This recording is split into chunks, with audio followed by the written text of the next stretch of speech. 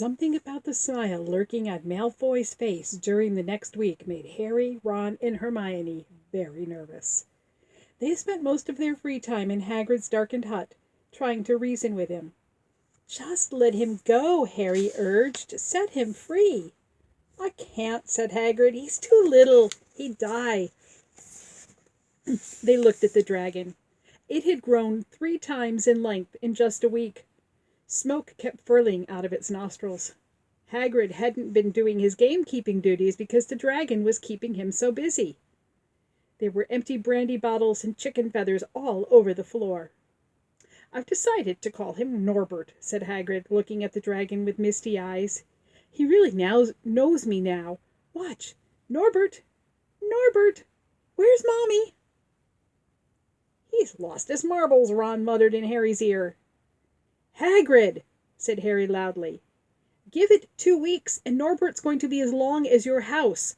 Malfoy could go to Dumbledore at any moment." Hagrid bit his lip. I know I can't keep him forever, but I can't just dump him. I can't." Harry suddenly turned to Ron. "Charlie," he said.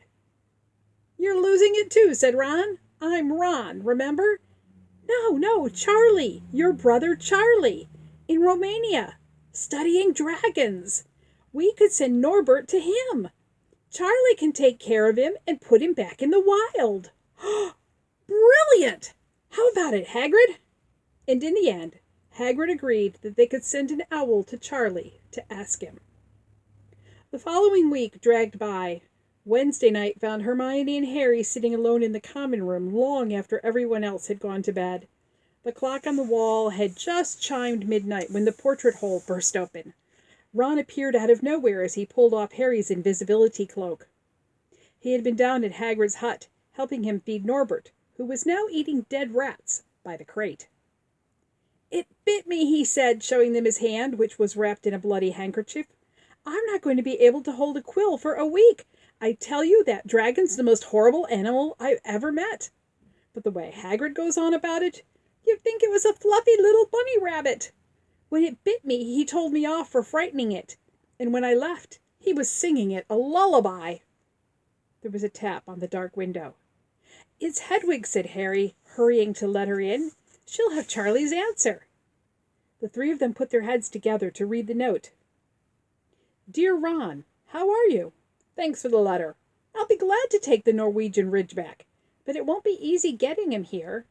I think the best thing will be to send him over with some friends of mine who are coming to visit next week.